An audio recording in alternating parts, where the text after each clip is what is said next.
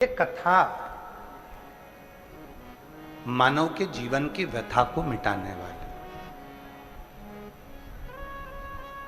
3 क्रम है शिव महापुराण में। शिव महापुराण की कथा 3 बातों को मार्गदर्शन करती है। पहला, शिव को 1 लोटा जल चढ़ाओ। बन सके शिव की पूजन करो, साधना करो। कई लोग कहते हैं कि हम अगर घर में शंकर जी का शिवलिंग लाकर रख लेंगे तो हम अगर बाहर गए, शिवलिंग घर में रह गया, कोई पूजन करे ना करे तो उसका दोष लगेगा। शिव महापुराण ने स्पष्ट कह दिया, घर के अंदर अगर आपने शिवलिंग लाकर रखा है, कोई शिवलिंग तुम्हारे घर के अंदर रखा है, तुम 2 महीना, 4 महीना, 6 महीना कहीं बाहर भी चले गए, 15 दिन भी चले गए, तुमने शिव जी पे जल नहीं भी चढ़ाया, तुमने शंकर जी की पूजन नहीं भी करी, अगर एक चावल का दाना या एक बेलपत्र शंकर के शिवलिंग पर चढ़ाकर तुम चले जाते हो, भले 8 दिन में आओ, 15 दिन में आओ, 20 दिन में आओ, 1 महीने में आओ, 6 महीने में आओ, तो भी तुमको कोई दोष नहीं लगता। शिव करुणा ही करते हैं और तुम्हारे घर की रक्षा ही करते हैं।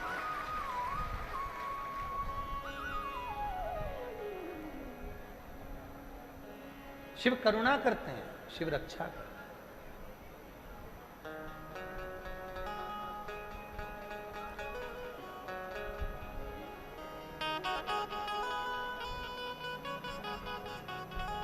हम अगर शंकर जी पे जल नहीं चढ़ा पाए 15 दिन, 20 दिन, कई माताएं कहती हैं कि हमारा रजोधर्म आ जाता है, रजस्वला हो जाती हैं, हम 8-10 दिन काम नहीं कर पाती हैं, 4-6 दिन तक, तो शिव जी दोष तो नहीं देंगे? नहीं। आप जल चढ़ाए तो भी, ना चढ़ाए तो भी, वो शिव है। पिता कभी अपने बच्चों को अपशब्द नहीं कहता, और मान लो गुस्से में आकर अपशब्द कह भी देता है तो पिता अंदर से उसको बद्दुआ नहीं देता, वो दुआ ही देता है कि जैसा भी है मेरा। उसकी कृपा, उसकी करुणा, उसकी उदारता, उसकी दया बनी उसकी।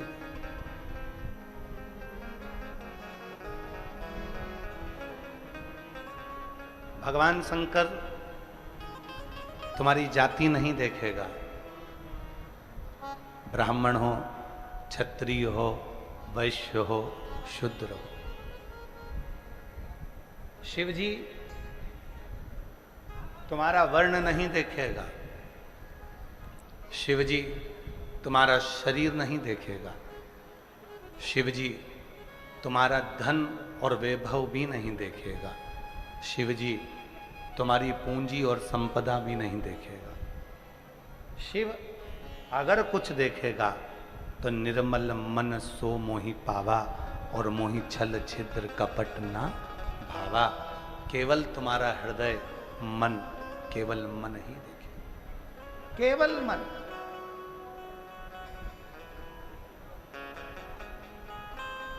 मन के सिवा कुछ नहीं। और मन के सिवा उसको चाहिए भी क्या?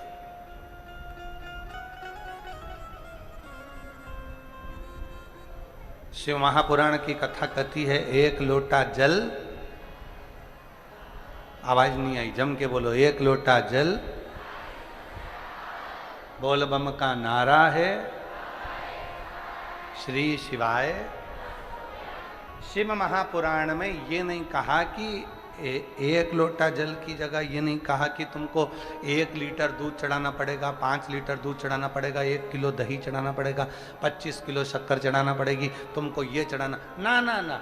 जब तुम्हारी दुख की घड़ी आए, बस दौड़ पड़ो, 1 लोटा जल भरा, शिव के मंदिर में पहुंच गए, शिवालय में पहुंच गए। शंकर का मंदिर पास में नहीं है तो अपने घर में जो शंकर जी का शिवलिंग है उस पर जल चढ़ा दिया, बस इतना करा और आनंद, सुख मिल।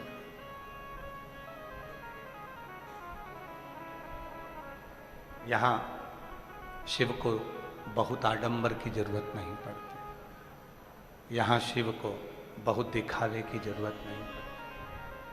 दौड़े, एक पत्र है, अच्छा है, देखो। शिव महापुराण कथा के 3 क्रम बताए।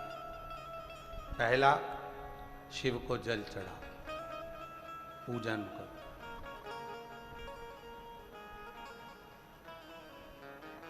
पूजन कैसे होती है? वस्तु से कि मन से? जम के बोलो जरा। मन से। कोई तुमसे कह दे इतना किलो तो दही लाना ही था, तभी शिव जी प्रसन्न होंगे, तो कह देना सियोर वाला बाबा बोला है, 1 बूंद गंगा का जल और 1 बूंद देसी गाय का दूध अगर शिव पर चढ़ जाए तो शिव करुणा करना प्रारंभ कर देते हैं। फिर वो बोले गंगा का जल कहाँ है, तो उसको उत्तर देना मेरे घर का जल लाई हूं, 1 लोटा। शिव के मस्तक पर चढ़कर भगवान नारायण के चरण का जल गंगा जल बन जाता है, तो मेरे घर से लाया हुआ जल जब शिव पर चढ़ेगा तो वो भी गंगा जल ही बन जाएगा। भगवान नारायण के चरण का जल जब शिव की जटा में आया तो गंगा जल बन गए। तो मेरे भी घर का जल आएगा, शिव को चढ़ेगा तो वो भी तो गंगा जल बन जाएगा, वो भी तो गंगा जल। कई लोग जो विरोध करने वाले होते हैं, जो कथा की बातों को काटने वाले होते हैं, वो वीडियो बना बना के डालते हैं कि शिव जी पे चढ़ा हुआ जल मत पीना। तो फिर लिख कर जाना कि मरते समय गंगा जल भी मत पीना, क्योंकि वो भी तो शिव जी पे चढ़ा हुआ है। जो लोग कहते हैं शिव जी पे चढ़ा हुआ जल मत पीना, नहीं तो ये पाप लग जाएगा, दोष लग जाएगा। अरे भाई, तो फिर लिख दे गंगा जल भी शंकर जी पे चढ़ा हुआ है, मरते समय पिला मत देना, जो ऐसा बोलते हैं उनको। गंगा जल भी तो शिव पे चढ़ा हुआ है। अगर हम भगवान शंकर पर चढ़े हुए जल को पीते हैं तो 3 कायिक, वाचिक, मानसिक 3 पापों से मुक्त हो जाते हैं और शिव की शरणागति हमको प्राप्त हो जाती है।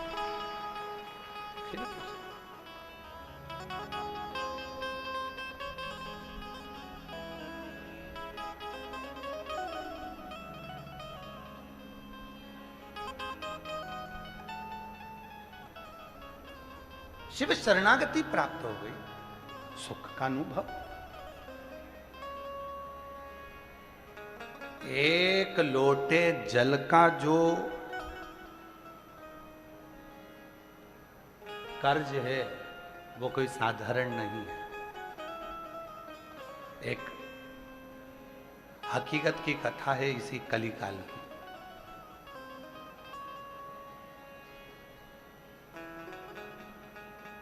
इसी कलिकाल 1935 ईस्वी की कथा, इसी कलिकाल की, ग्वालियर के पास की है।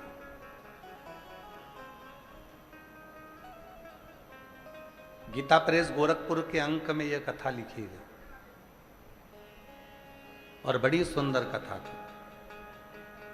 एक डाकू था जिसका नाम परसराम था। डाकू का नाम था परशुराम।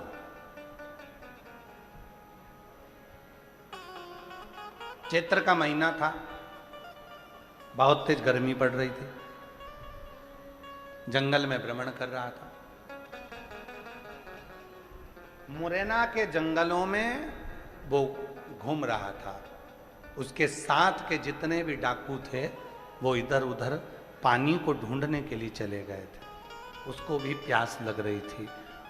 2 दिन से वो मुरैना के जंगल में, ग्वालियर के जंगलों में घूमता रहा, पानी नहीं मिला। ढूंढ ढूंढ के थक गया, पानी नहीं मिला। पानी मिल ही नहीं रहा। क्यों बढ़ा रहे हो? पानी नहीं मिला। मोरेना के जंगलों में वो ढूंढ ढूंढ कर थक गया, पानी नहीं मिला, जल नहीं, जल मिल ही नहीं रहा।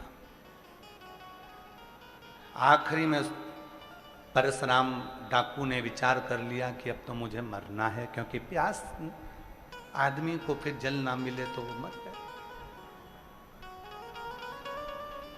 व्यक्ति को भोजन नहीं मिले ना 4-6 महीने तक, वो नहीं मरेगा, पर अगर व्यक्ति को पानी ना मिले तो उसके प्राण छूट जाए। जल बहुत जरूरी, क्योंकि ये शरीर और ये पृथ्वी पूरी जल से पूरी।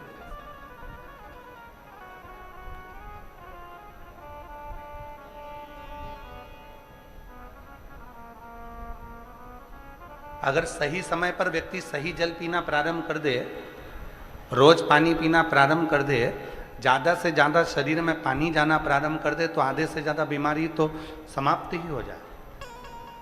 पर इतने आलसी लोग हो गए हैं कि पानी जब तक कोई दिखता नहीं है और किसी से मंगवाते नहीं है तब तक पीते भी नहीं, उठ के रसोई घर तक नहीं जाते, इतने आलसी। बैठे रहेंगे, इंतजार करते रहेंगे, आन दो कोई आएगा तो मैं पानी मंगवा लूंगी, नहीं तो मोबाइल तो चला ही रहे थे। और फिर इंतजार करते करते कहीं का आया, फिर आवाज लगाया, बहन से कहा पानी ला दे, बहन बोली तू नहीं जा सकता।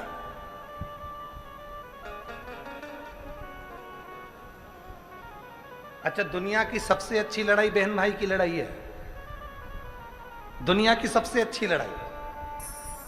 और ये पति पत्नी की लड़ाई तुम्हारी नहीं है, ये तो मां पार्वती जी ने शिव जी से 2 वर मांगे थे।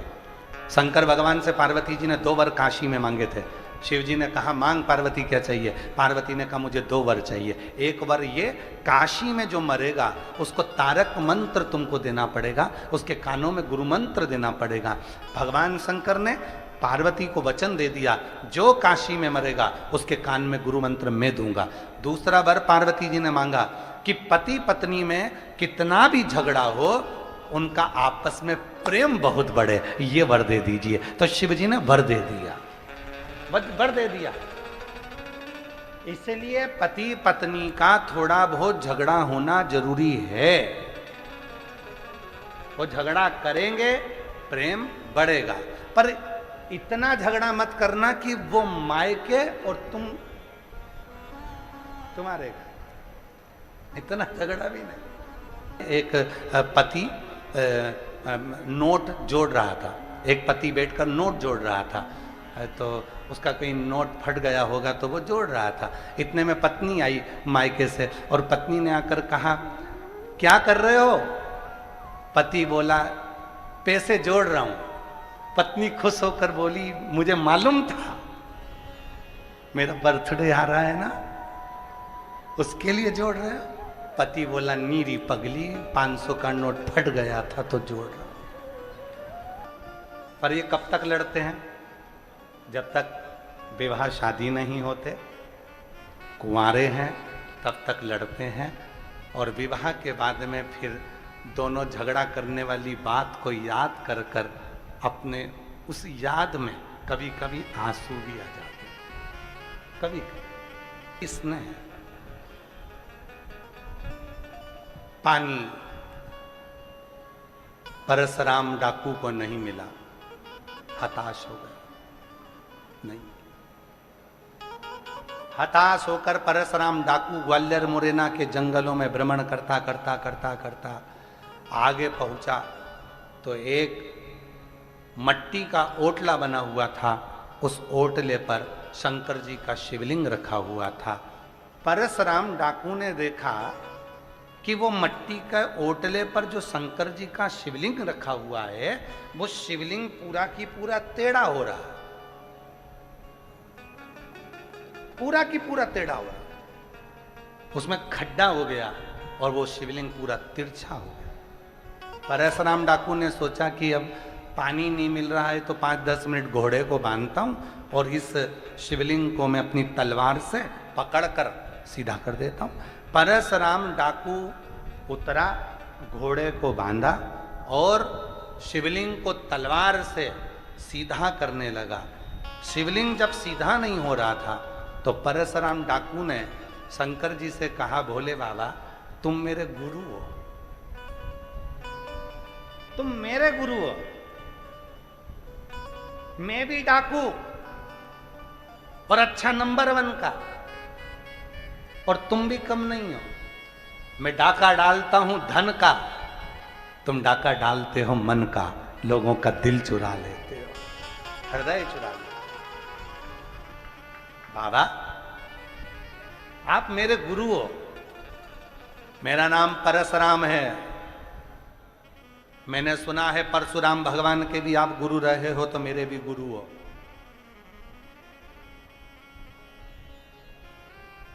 पर बाबा शिवलिंग तो मैं सीधा कर दूंगा, बस बात इतनी सी है कि 2 दिन से प्यासा हूं, पानी नहीं है, कहीं जल नहीं है, जल प्राप्त नहीं। कितनी सुंदर कथा है, थोड़ा सावधानी से सुनना। हम हमेशा कथा में कहते पानी का कर्ज एक ऐसा कर्ज होता है कि उस कर्ज को चुकाने के लिए स्वयं परमात्मा को भी व्यवस्था करना पड़ती है। स्वयं परमात्मा जब आप अपना ये जल परशुराम डाकू ने कह दिया, भोले बाबा बहुत प्यास लग रही है, मैं शिवलिंग सीधा कर देता हूं। जैसे ही शिवलिंग सीधा करा, एक बुढ़िया हाथ में लोटा पानी का, एक लोटा जल, उस पे कटोरी रखी मिठाई की, धीरे धीरे डंडा टेकती टेकती टेकती टेकती ओटले पर आकर बैठ गई। शंकर जी के ओटले पर आकर बैठी बुढ़िया।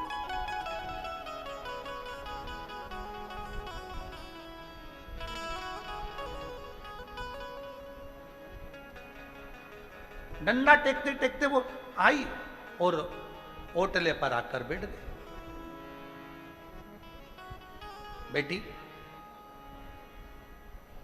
परशुराम डाकू को थोड़ा सा डर लगा, क्या पता कौन है। परशुराम डाकू ने पूछा, तुम कौन हो? पास के गांव में रहती हूं। अच्छा, यहां क्यों आई हो? शिव जी को 1 लोटा जल चढ़ाने आई। अच्छा, इतनी दूर क्यों आई? वहीं गांव में क्यों नहीं चढ़ा लिया? मेरा बेटा था,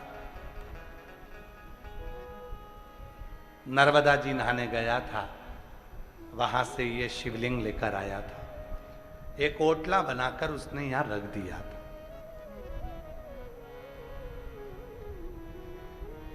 वही आता था, पूजा करता था।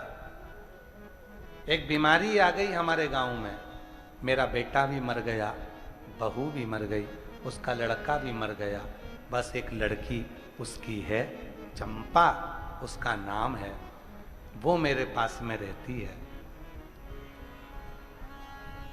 चंपा रहती है। अच्छा, अब वो नहीं है ना, तो कभी कभी जल चढ़ाने के लिए मैं आ जाती। मां, चढ़ाओ जल शिव जी को।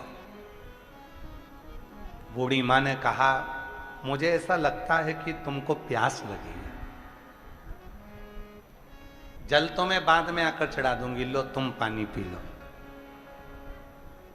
1 लोटा जल बूढ़ी मां ने परशुराम डाकू को दिया, मीठे की कटोरी दे दी। परशुराम डाकू ने मिठाई खाई, पानी पी गया, और पानी जो पिया तो परशुराम डाकू की आंख में जल भरकर महादेव से कहता है, मैंने तो तुझसे कहा था कि प्यास लगी है, और जल बुढ़िया लेकर आ गई, जल बुढ़िया लेकर। मैंने तो तुझसे कहा था। डाकुओं के रिकॉर्ड में परशुराम डाकू का चरित्र आज भी लिखा हुआ है ग्वालियर के रिकॉर्ड में, आप उसको पढ़ो, मिलेगा। बुढ़िया लेकर आ गई। बूढ़ी मां वापिस जाने लगी। परशुराम डाकू ने कहा, मां जा रही हो? हाँ। इतनी जल्दी क्या है? बूढ़ी माँ कहने लगी मेरी पोती है ना चंपा, उसका विवाह है। बैसाख के महीने में पंचमी तिथि को मेरी बेटी का ब्याह है। उसकी बारात आई, पर बेटा नहीं है, बहू नहीं है, कोई कमाने वाला नहीं है, घर में कुछ भी नहीं है। मेरे को पूरे गांव में जाकर थोड़ा थोड़ा सा मांगना पड़ेगा, तब तो मेरी बेटी का ब्याह होगा। परशुराम डाकू ने कहा मां, तेरा एक लोटा जल पिया है, मैंने अपने गुरु के मुख से सुना था, एक लोटा जल जब शंकर जी के ऊपर चढ़ता है, शंकर भगवान उस जल चढ़ाने वाले के कर्जदार हो जाते हैं और कर्जा चुकाने उसके घर जरूर जाते हैं।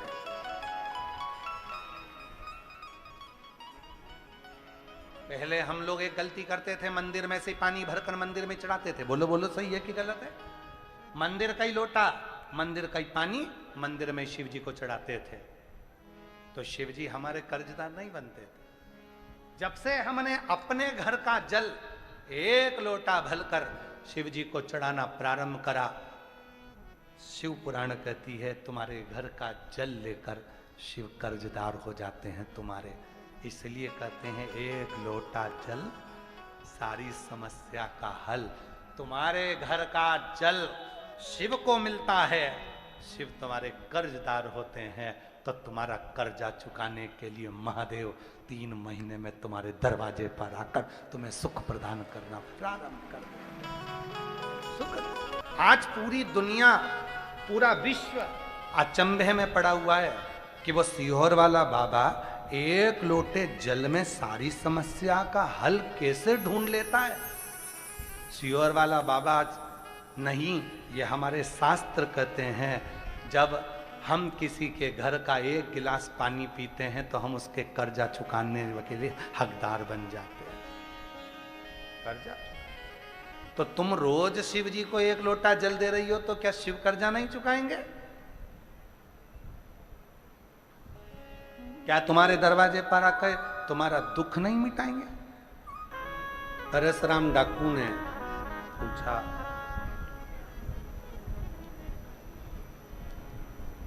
मां तू इतनी जल्दी घर क्यों जा रही है? कहा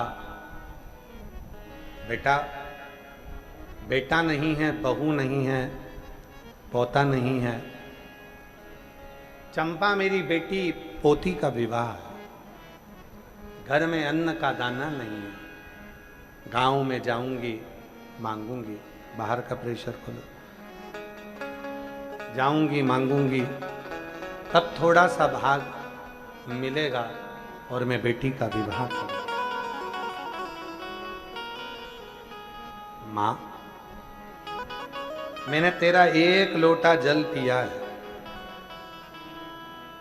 और मैंने अपने गुरु के मुख से सुना है, शिव एक लोटा जल यदि किसी के घर का ले लेते हैं तो शिव उसका कर्जा चुकाने के लिए उसके दरवाजे पर पहुंचकर उसका कार्य पूर्ण जरूर करते हैं।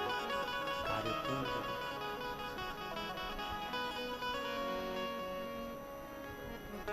मैंने भी तो तुम्हारे घर का एक लोटा जल पिया, मैंने भी तो तुम्हारे घर का एक लोटा जल पिया, तो मेरा भी तो फर्ज बनता है, मेरा भी तो फर्ज है कि मैं तुम्हारे यहाँ आऊं, ये मेरा भी तो फर्ज है। शंभु शंभु, मेरा भी तो फर्ज है कि मैं उस एक लोटे जल का कर्ज चुकाने के लिए तुम्हारे यहाँ पहुंचूं।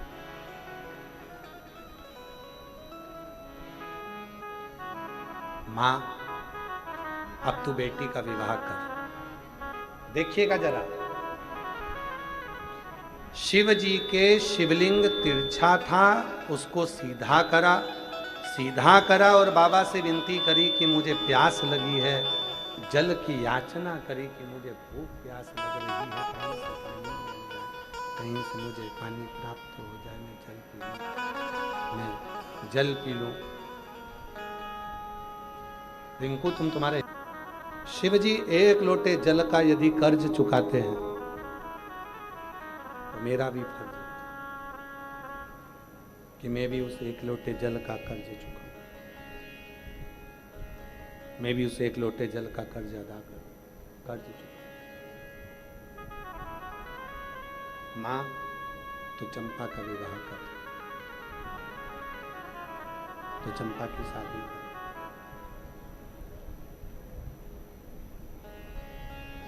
और चंपा का विवाह मातू कर।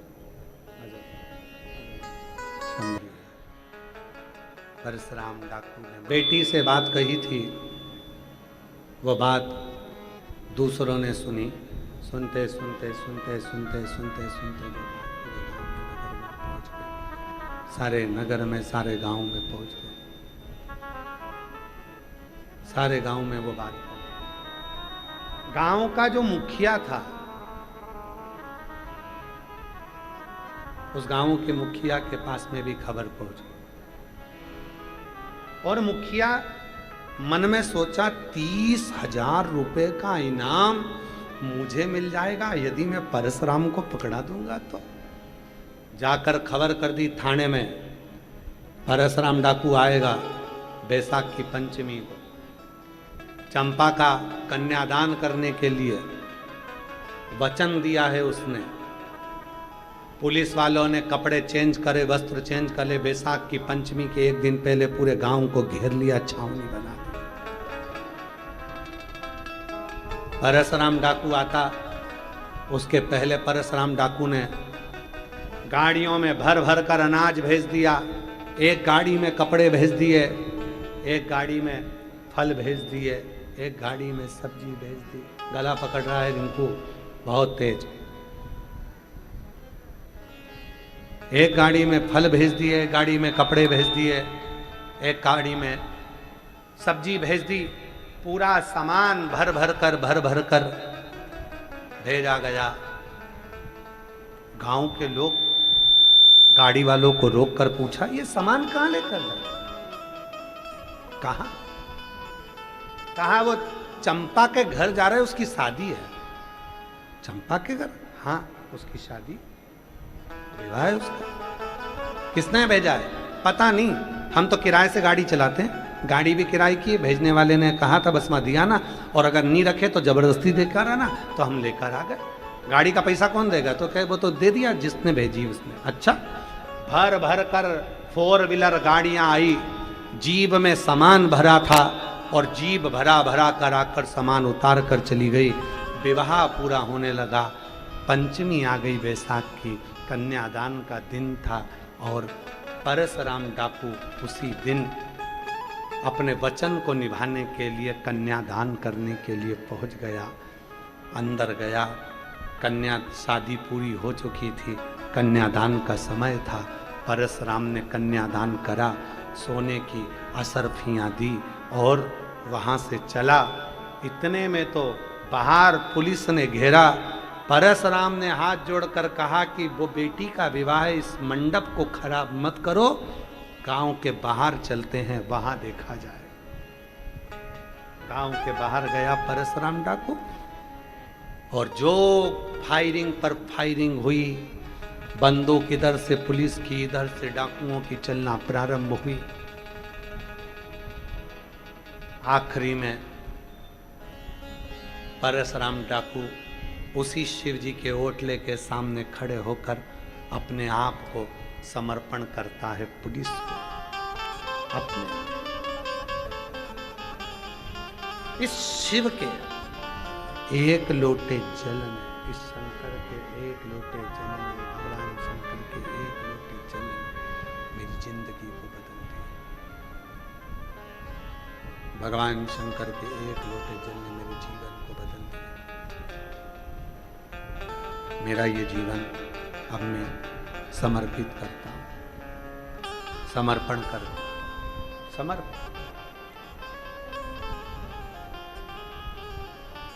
समर्पण करते से ही अदालत ने परशुराम को छोड़ दिया।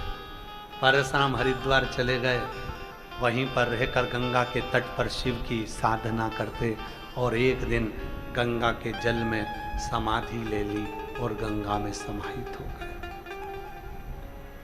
ये शिव पुराण की कथा में जो परशुराम डाकू का चरित्र आपको अभी कलिकाल का जो श्रवण कराया, वो श्रवण कराने का कारण केवल एक है कि तुम्हारे एक लोटे जल के कर्ज को चुकाने के लिए जब तुम अपने घर से एक लोटा जल शिव जी को चढ़ाने के लिए लेकर जाते हो, दुनिया के लोग कहते हैं आखिर एक लोटा जल समस्या का हल कैसे हो सकता है। उसकी कथा ये कहती है कि एक लोटा जल भगवान शंकर पर कर्जा कर देता है और शिव से कर्जे को चुकाने के लिए 3 महीने के अंदर तुम्हारा भंडार भरना प्रारंभ कर देते हैं। परशुराम भी वो एक लोटे जल का कर्ज चुकाने के लिए तैयार हो, वो एक